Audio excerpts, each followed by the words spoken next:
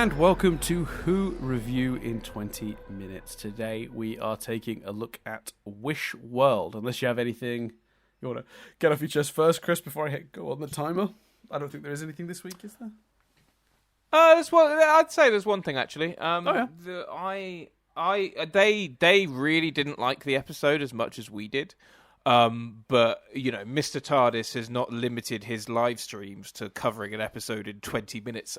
So his like 45 minutes, 50 minutes. He's not restricted by time like we are. So he does go into the politics and sort of explains it all in a very, even if you don't know about it all, he goes through it all and explains it all, lays it all out really well. So this is for last week's episode you're referring to, the Interstellar Song Contest. Yeah, and he really didn't like the episode for a number of reasons, but he really breaks it all down. He made an excellent point. I'll just repeat quickly to, if anything, just entice people to maybe watch the episode, which I hadn't even thought of, which is like Kid threatens all those people and the Doctor reacts the way he does.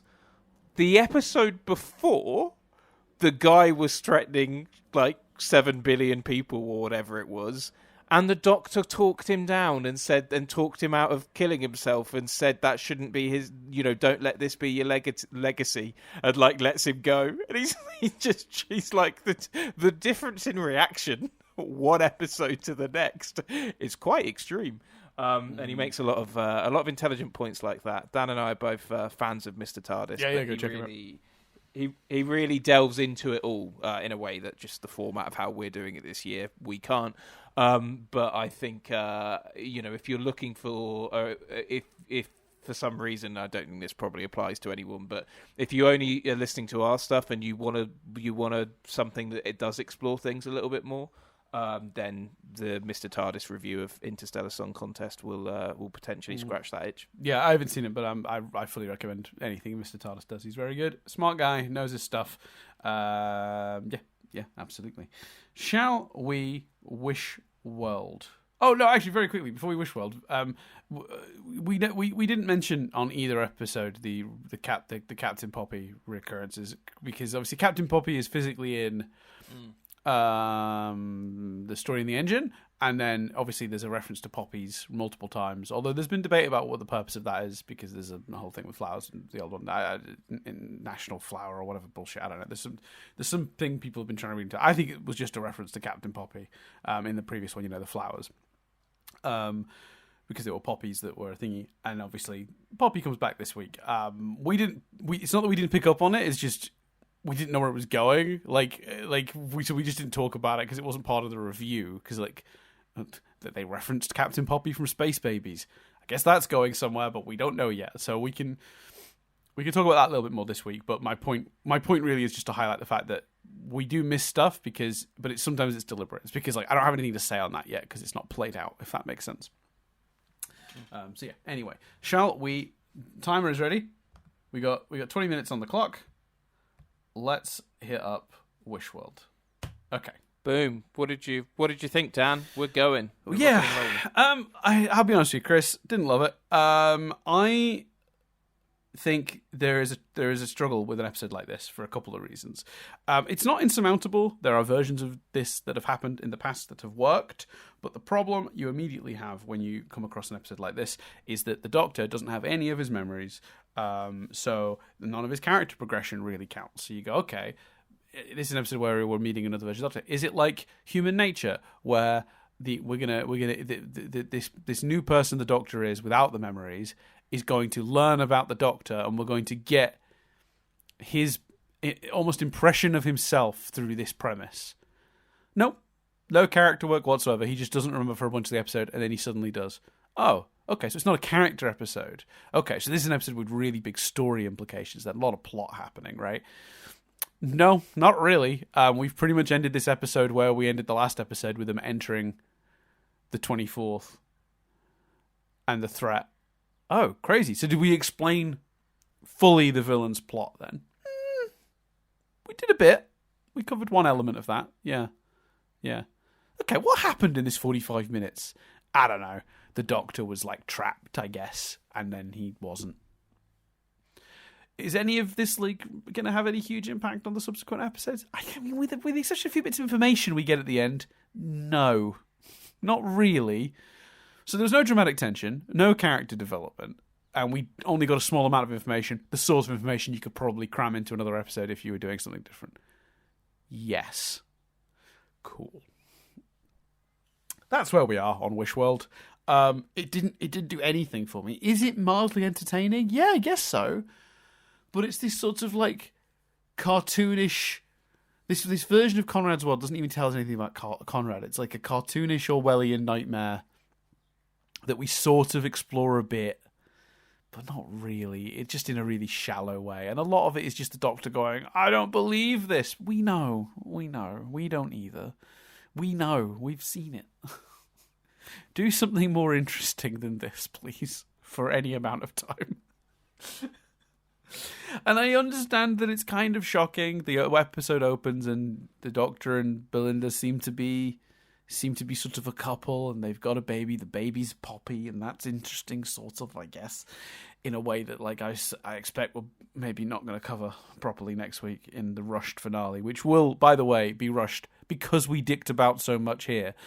Little note, Russell, if your criticisms of your finales is that often you rush through a lot of stuff, then maybe don't waste the first part of it on this bullshit, but hey ho. Yeah, I didn't care for this at all. I thought it was absolutely pointless, ponderous, just drivel, just dawdling around in a bit before a story happens. You know what I mean? It's like, when we were studying screenwriting, Chris, they used to tell us, if two people are having a conversation, don't start the conversation with one person coming into the room, sitting down, introducing themselves, and then having the conversation. It's like, you cut to the scene, they're already talking, right? We're jumping right in. This is if they made a whole episode on the journey to the location of the conversation and then going in, sitting down, introducing themselves. And then, next week will be the conversation. Is the storytelling equivalent of absolutely fucking nothing. I didn't get anything out of it. I didn't find it suspenseful because there's no tension to this, because you know it's ending. We know this can't last. I got almost nothing out of it. It's a bad episode. Sorry. I'm feeling saucy today. For a little peek behind the curtain, we just recorded Nothing But Static, and I was pretty harsh. At the end, we did a little bit on Mission Impossible: The Final Reckoning, where I got quite angry how bad that movie is. And I felt a little bit of that sneaking up in me there. But yeah, awful episode. Yeah, and I mean, a lot of that discussion was Dan directing his thoughts to Tom Cruise, or about Tom Cruise as well. Yeah, fuck that guy. It certainly got spicy. Look, I agree. I think sometimes, Dan, you gotta, with Doctor Who, you gotta pause. Sometimes with Doctor Who, I pause and I ask myself this question: is a child watching this going to enjoy this? Just this week, Good question. Just kept thinking. Great question. How is a child not bored by this? What's happening? What's happened? Nice visuals at the end. Actually, no. To be fair, the set design fucking incredible throughout this episode. Yeah. The unit, the old style unit, the cave, the ship of bones, all of that stuff looked, even the house and the costume design and the set design, that was spectacular. That was brilliant. And the visuals at the end where the world is falling in, yes, around those purple lights, that looked spectacular too. Yeah, it did. But it felt like the pre-credits to a finale stretched out. I said to Jess, and you've said it as well throughout the review, we just stayed too long in the bit. The whole episode shouldn't have been the imaginary. It just meant that it felt like nothing happened. It committed a crime Dan and I often point out. Fucking hell. If there is a problem in the script, don't fucking point it out and think that makes up for it, and they did it here.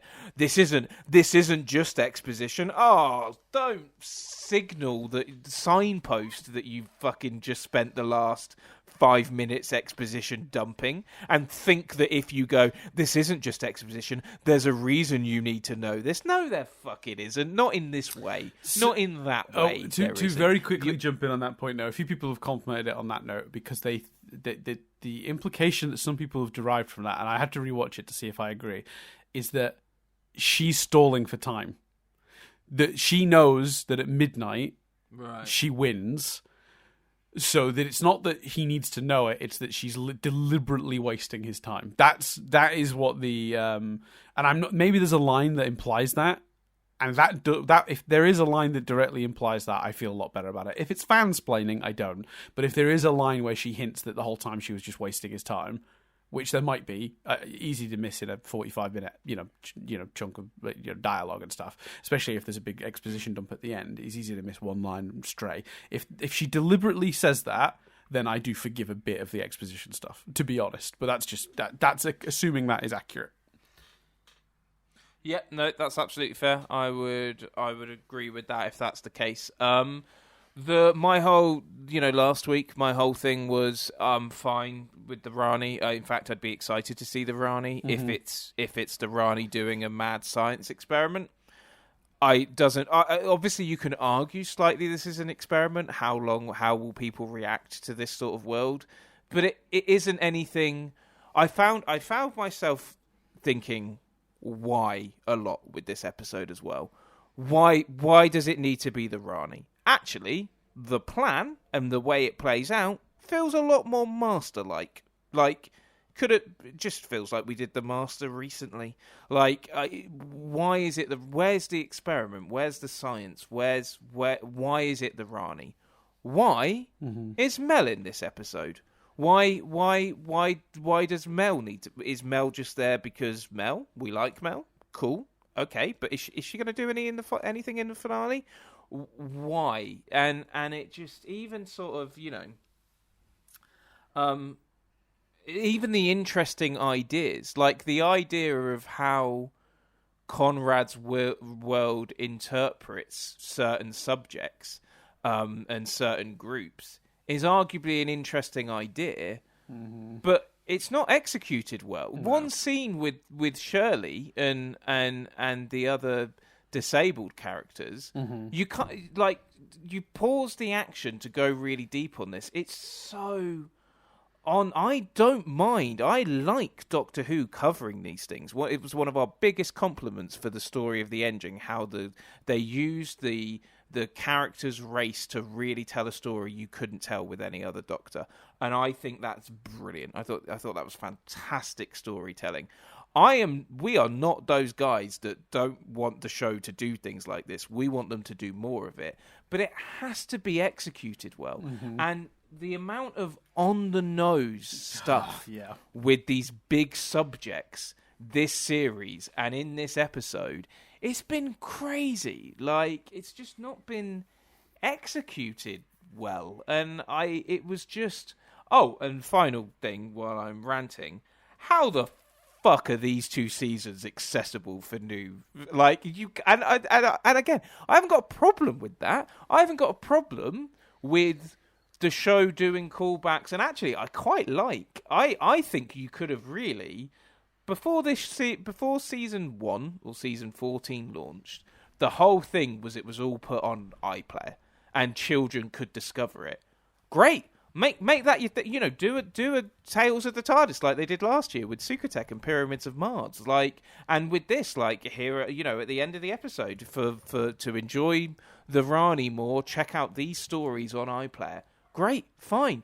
I haven't got a problem with that in isolation, but I do have a problem with it when you made such a big thing about how this was a jumping on point, because these 2 series have not been a fucking jumping on point. If you need to put flashbacks in both your finales, let alone naming a villain and just expecting the name to add the weight. We don't see Omega. We don't know who Omega is in this episode, in this story. They just get name checked as something that's coming. the episode itself plays it in a way of, oh, you need to know the context of this. And don't get me wrong, I think the actual flashbacks to the former face of the Rani, I think, was a lovely tribute to Kate O'Mara. And I suspect that's why it was done. But it's 2 finales in a row now where they have felt the need to use clips to sort of try and rush explain something. Well, that ain't fucking accessible then for new viewers. Sorry, how are we for time? I've ranted then. We got 8 minutes left. It's fine. On that point, I will say, when Russell was doing his original series, he did an episode called Dalek in the middle of the season that presented the premise of the Daleks before then bringing them back in the finale. He did the same thing in season 2. There's a 2-parter in the middle, Rise of the Cybermen, Age of Steel, that introduces us to the Cybermen so we can bring them back in the finale, right?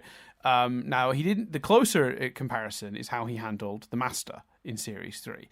But they gave us 3 episodes to establish that. We had Utopia, which we spent a lot of time with Derek Jacobi's admittedly memoryless Master, though, before we revealed who he actually was. And then the entire of Sound of Drums was used to brilliantly re-establish who that character was. The entire of that episode gave us that character's approach and plan and stuff. This episode, Rani speaks thoroughly in 2 scenes? 3 scenes? So she's the scene with her old self where she's on the balcony, and that I hated that scene for other reasons. I sprang from her loins. Fuck off. Bi-generated. She's not your child. This is fucking insane. Why are we rewriting what bi-generation is? Anyway, it doesn't matter. Fucking hated that. And then the scene where she to the detriment of Shooty and David's bi-generation, by the way. Yeah, 100%. And then she expo dumps for 5-10 minutes at the end, which again doesn't take any time to introduce us to her character. You know what would have been better in this episode, Chris? Hey, call me crazy. Maybe the Doctor wakes up in bed and it's Rani he's married to. And throughout the episode, even though he's not got his memories, she is a scientist in this world. And she's in that position because she's watching the Doctor while her plans are taking place. She's monitoring him as part of her experiment. And we learn about who she is through her interactions with a memoryless Doctor, so that when the episode ends, we have at least achieved that. Because I am not against taking a step out of the plot to do something like this. The show has done it before. Turn Left is a masterpiece. But Turn Left tells us something about the characters and the world. It's what it uses its time for. You have to do something with this time. Otherwise, you are just wasting mine. And that is what this show did. That is what this episode did. It didn't achieve anything for the plot. It didn't achieve anything for the characters. It didn't do anything to reintroduce us correctly to the Rani. It just did a bunch of weird shit and then a big old expo dump to explain that weird shit, which you kind of put together yourself anyway because it's pretty obvious because you know what the real world is like. And then we're just like, oh, we're back where we started. The Doctor's in danger. We've just hit the 24th. The only thing that was changed is we know what Rani's plan is to bring forth, as we predicted last week, Omega. Who, I swear to God, better be a guy and not a fucking big CGI monster like Sutek. If Omega is a big CGI monster, we're never covering Doctor Who again. I'm done. It's got careful with that statement. It may very well be a CGI monster. I just don't see how the finale has the time to do everything, and also it really. I know it's a petty thing, but it really annoys me. The shit that we're clearly not going to get. I know it sounds stupid.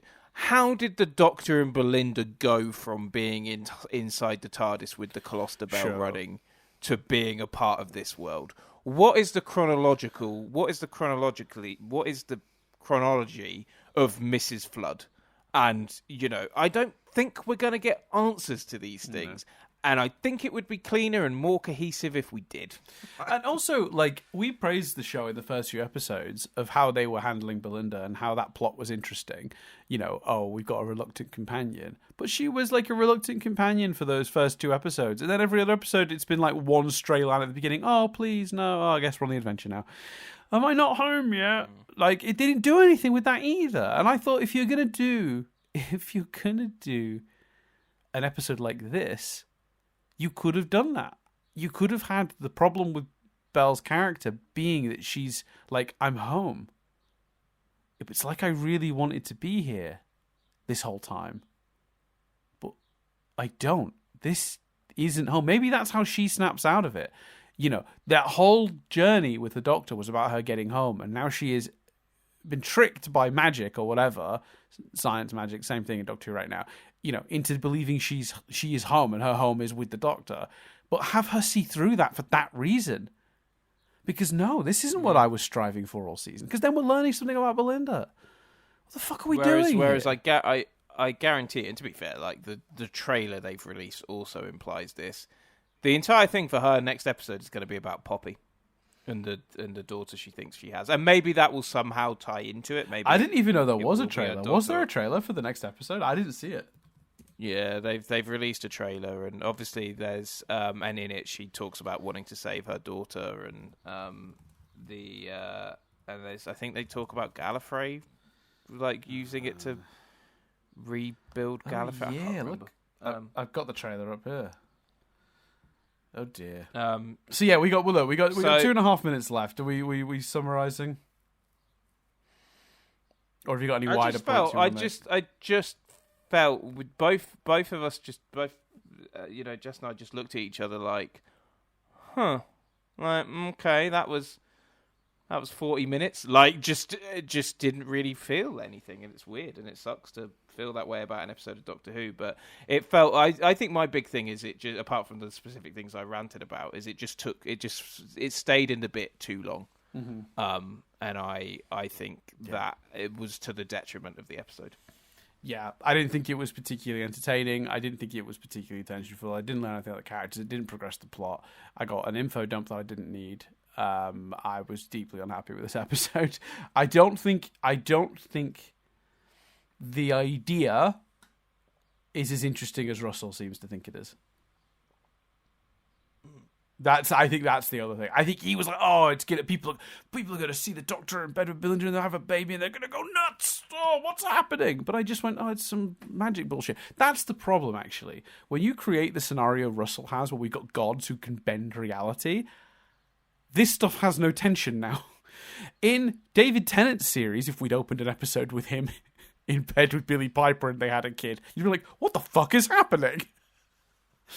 But we've opened up the world to this sort of stuff now, and we've done it better in the past. We've genuinely done it better in the past. Amy's Choice was a good example. What's the one where Donna thinks is it in Silence in the Library? Yes, it is in Silence of the Library Forest of the Day. Yeah, but with that one, we're not pretending that that's reality now. We're acknowledging that's, you know, and the same with Turn Left. There's a handful of episodes that have done this well, but I think we're in a position where this has absolutely not worked in literally no way this has worked. So yeah, a massive failure. I think very wary of this finale now, because I feel like no matter what happens, I'm going to be wishing that it got the time that this episode wasted. That's where I'm at. Yeah, I think it tried to do too much, and as a result, did too little of all the things it was trying to do too much of. Mm-hmm. Yeah, I agree. Stupid, shallow, achieved nothing. I guess next week will be better. I don't know. I mean, next week can't be worse, can it? Famous last words with 5 seconds left. Yes, it could be, because it could be too overstuffed. Yeah. Yep. Oh, God. What's happening? Bit of a disappointment, because I'd say this series as a whole, like the time has just gone. We finished our time, but I would say this series as a whole, right, has been pretty reasonably on the good side, right? I mean, I don't think there are many like full stinkers. Like I enjoyed Robot Revolution a bit more than you did, but we both came away saying, it was entertaining enough. Lux we loved. The Well was good, not perfect but good. Lucky Day had some really good stuff in it. It wasn't, again, not perfect, but good. Story in the Engine, Interstellar. These are all solid episodes. It's a shame for me that this has been such a like an absolute like flush it down the toilet, make it go away sort of experience. And it comes with that added frustration because I know it's going to have a negative impact on next week's. Yeah, we will. Yeah, I'm really concerned about next week. Mm-hmm. Great cliffhanger. Although, I mean, he finds a way to stop the world from swallowing it up, and he reunites quite quickly with Ruby Sunday, and then they reunite with Mel. Like, do you know what I mean? You can see how it plays out, can't you? But, yeah, and then they're all in a room in that palace. And I just saw the trailer. There's a big door with a seal on it that's going to open, and fucking Omega's going to step out, and then the Doctor's going to pull something out of his arse to fucking reverse it all.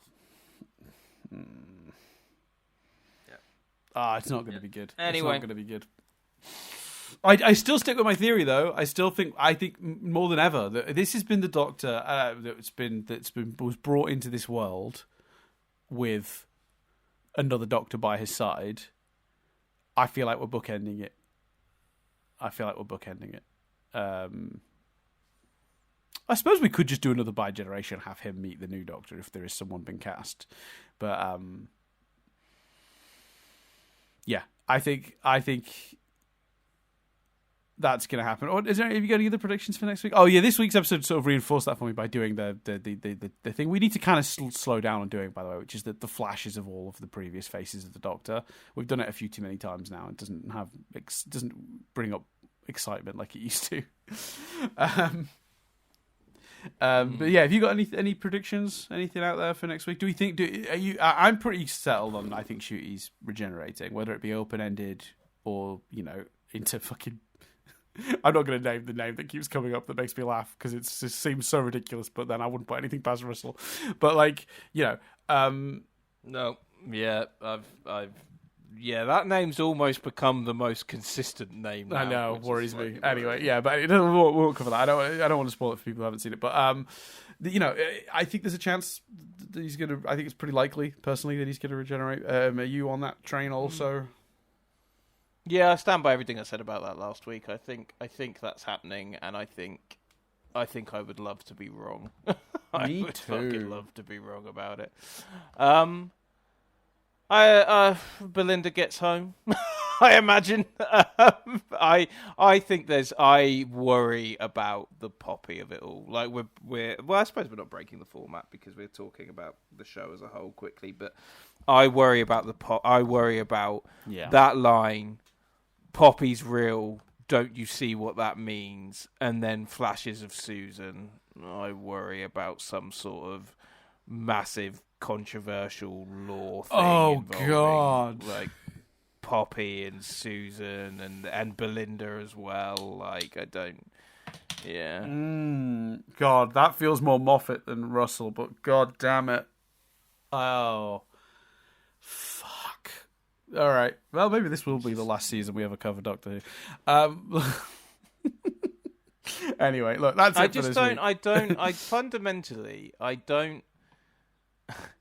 He's, as you've said with the Dalek example, and there are countless examples of this. I think it feels so odd to me to know if you want, and I think, by the way, that it was potentially a smart move to go, right, we're having another blank slate refresh. Mm-hmm. You know how to do that because you've done it. Series 1, the actual Series 1, is an almost perfect execution of that.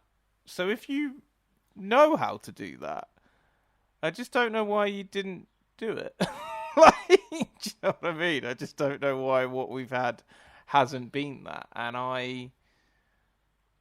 And now it's at a point where I'm like, the only way to do that now is for the show to disappear for a couple of years, or if not longer. And I feel really bad saying that because I'm a fan of the show. I don't want Doctor Who to disappear.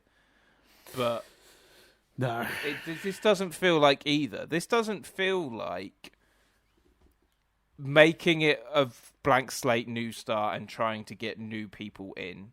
And it also doesn't feel like, okay, well, we've got the fans that we've got, and the BBC's making a lot of money of the show, or off the show. So if we do a smaller budget, thing, and we just lean into, the people that have stuck around and do a show for them. It doesn't feel like that either, particularly. So it's just odd. It's just been an odd era of the show, and a shame, because I think Ncuti's wonderful, and I think Millie Gibson's wonderful, and I think that I can never remember her name. Who's the actress who plays Belle?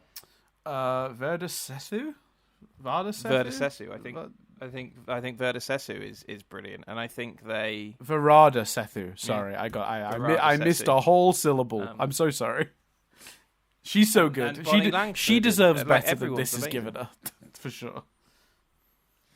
I just think that it doesn't. Yeah, I'm not going into the finale as pumped as I was now. I think, unfortunately, the now it's like the main intrigue and excitement for the finale is what happens to the Doctor, but it's not. That's the thing. It's not even. No, I take that back. I tried to phrase that generously. That's not the truth. What's happening with Ncuti is the thing that's most intriguing about the finale, and whether he's staying or going. And that shouldn't be the case. It should be what's happening to the Doctor. It shouldn't be a casting thing that's intriguing. But it is. It should be. Like, hell, is the Doctor going to reunite with Ruby? How's that going to be? Yeah, I don't know. It's all. Yeah.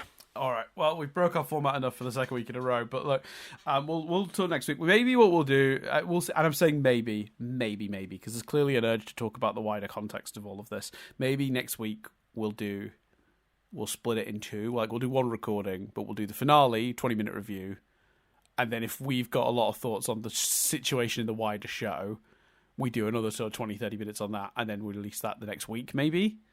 Rather than doing what we did last week, where we ended up being 50 minutes long, but we'll see. It's, not a promise, just a potential way that might play out. But yeah, we'll see. Anyway, thank you all for listening. We appreciate you very much. We'll see you in a week when we come back to discuss. Oh God, a Russell T Davies finale following a pretty not great penultimate episode.